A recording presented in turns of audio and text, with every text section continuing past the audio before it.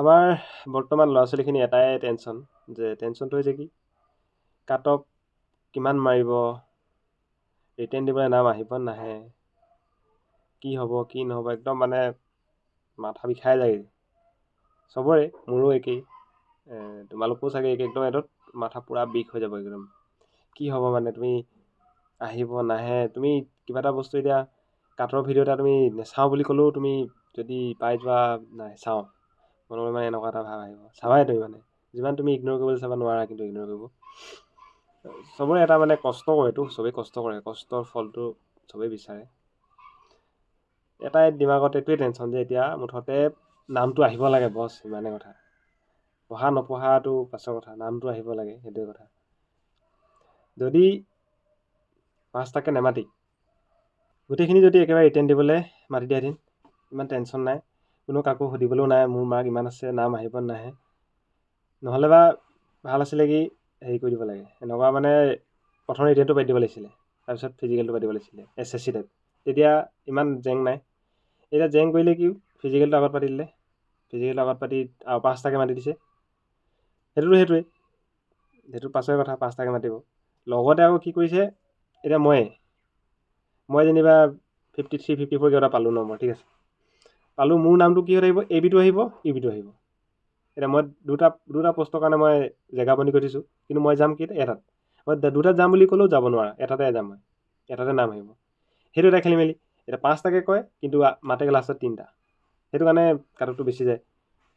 এতিয়া মই মানে সেইদিনাখনি কালি পৰহি পোষ্ট এটা দিছিলোঁ, মই পোষ্টটোত মানে কি এনেকুৱা আছিলে, সেইটো লৈ দিছিলোঁ যে মানে গোটেইখিনি ল'ৰা ছোৱালী মাতিব লাগে।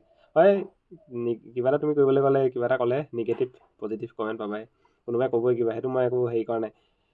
কিন্তু মানে মই এইটো পোষ্টটো দিছিলোঁ, পোষ্টটোত বেছিভাগেই মানে দিছে যে ভাল হ'ব, মানে গোটেইখিনি ল'ৰা ছোৱালীক ৰিটেন দিবলৈ মেলিলে ভাল হ'ব। কিমান হ'ব, 1 লাখ 1.5 লাখ ল'ৰা ছোৱালী হ'ব খুব বেছি। সেই 1 লাখ 1.5 লাখ যদি ADI পৰীক্ষা যদি 8 লাখ 10 লাখৰ কাৰণে ৰিটেনটো পাতি দিব পাৰে, তেতিয়া 1 লাখ 1.5 লাখ মানে কি ৰিটেন পতা কিমাননো ডাঙৰ কথা, পাতি দিব পাৰে পাতো বুলি ক'লে। কাৰণ চোৱা, তোমালোক যিখিনি নম্বৰ পাই আছা নহয়, 53 54 55, সেই ল'ৰা ছোৱালীখিনিয়ে বিচাৰে যে পাঁচটাই মাতক, লাগিলে তেহেঁতৰ মতে 2টাই মাতক, তেহেঁতি সেইটোৱে বিচাৰে, লাগিলে এটাই মাতক, সেইটোৱে তাহাঁতৰ কাৰণে ভাল হ'ব।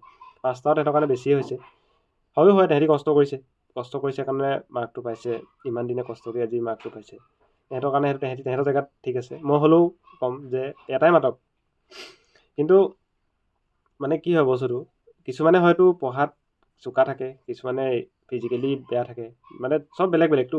তোমালোকে এতিয়া 54 55 পাইছা, তোমালোকৰ সময় পঢ়াত অলপ কমজোৰি হ'ব পাৰে, কিন্তু কিছুমান আছে মানে ৰিটেনত ভাল মাৰ্ক 50ৰ ভিতৰত 49 48 তেনেকৈ পাব, কিন্তু তেহেঁতি মানে ফিজিকেলত বেয়া, তেহেঁতি ফিজিকেল দৌৰিব নোৱাৰে, এনেকুৱা এটা মানে চিষ্টেমটো হৈ আছে। সেইটো কাৰণে মানে মিক্স হৈ গৈছে বস্তুটো। এতিয়া মানে কি হয়, তুমি আজি 54 53 পাইছা, ঠিক আছে, তুমি যদি আজি তোমাৰ যদি তুমি যদি ভালকৈ পঢ়া, তুমি যদি তেহেঁতকো ভাল মাৰ্ক পোৱা, তেতিয়া তুমি অভিয়াছলি চাকৰি পাবা, ঠিক আছে। তেহেঁতি তোমাক কাটিব নোৱাৰে, কাৰণ তোমাৰ ফিজিকেল অলৰেডি তোমাৰ 2-3 নম্বৰ তেহেঁতৰ প্লাছ হৈ আছে, আৰু লগত তোমাৰ ৰিটেনৰ মাৰ্কো ভাল। তেতিয়াহ'লে ইমান ভয় খাব নালাগে। তুমি আজি 54 55 পাইছা, তেহেঁতি ছাপৰ্ট নকৰে কথা যে গোটেইখিনি মাতিব লাগে, নকৰক, তেহেঁতৰ জেগাত তেহেঁতি ঠিক আছে, নিজৰ চবৰ এটা নিজৰ হেৰি আছে, কাৰো গাত একো নাই, কিন্তু ভয় খাব লগা নাই। কাৰণ কেলৈ, আজি যেনিবা 5টা মাতিলে, ঠিক আছে, তোমাৰ সেই 5টাৰ ভিতৰত কি চোকা ল'ৰা নোলাব নেকি? এটা বস্তু যদি 5টাকে মাতে, 5টাৰ ভিতৰততো এটাহে পাব চাকৰি, গোটেই 5টাটো নাপায়, হয় নাই? সেই একেই ঠিক তেনেকৈ একোৱে, এই 10টাকে মাতিলেও সেই একেই হ'ব, 20টাকে মাতিলেও সেই একেই হ'ব। সেইটো কাৰণে ভয় খাব নালাগে, 10টা মাতক 15টা মাতক, তুমি যাতে এনেকুৱা এটা মানে ৰেডি কৰা যাতে মই চাকৰি ল'মেই, যেটাই হওক লাগিলে।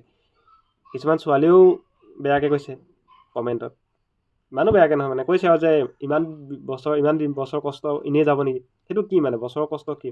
তুমি অকল ফিজিকেলি দি থাকিবা নেকি, নপঢ়া নেকি? পঢ়িব লাগিবতো, ৰিটেন আছে, পঢ়িব লাগিব। তুমি আজি যেনিবা তুমি ভয় খাই আছা, সেই চোকা ল'ৰাবোৰ আহিব পাছত, মানে কম নম্বৰ পায়। চব ফিজিকেল বেয়া ল'ৰা ছোৱালী চোকা নাথাকে, চব নাথাকে, তাত কিছুমান গাধাও আছে, কিছুমান চোকা, আৰু চব ফিজিকেল ভাল ল'ৰা ছোৱালী গাধাও নাথাকে, তাতো কিছুমান চোকাও আছে, গাধাও আছে। একো নাই, তুমি খালি এটাই ফ'কাছ কৰা যে মই পৰীক্ষাটো ভালকৈ দিম, মই চাকৰি ল'ম, মোৰ লগত লাগিলে 10টা হওক কম্পিটিশ্যন, 20টা হওক, ভয় নকৰোঁ, এনেকুৱা তুমি কম্পিটিশ্যন এনেকুৱা এটা পঢ়া যে ৰেডি কৰা। তুমি যদি ভাবিছা যে মই ফিজিকেলি ইমান কষ্ট কৰিলোঁ, এতিয়া ৰিটেনত নপঢ়োঁ, মই অলপ চলপ পঢ়িম আৰু ওলাই যাম, সেইটো নহয়। তুমি একদম নিজৰ বেষ্টটো দিবলৈ চোৱা, কাৰণ তুমি আজি ভাবিছা যদি সেই তেনেকুৱা ভাবিছা যে মই 35-36 পাম, ফিজিকেলত মই 53-54 পাইছোঁ, পাই যাম, তো 5টা মাতিছে, সেই 5টাৰ ভিতৰত তাৰে এটা কষ্ট কৰি দিব, তোমাৰ নামটো কাটি দিব, এতিয়া কি হ'ব? সেই একেই।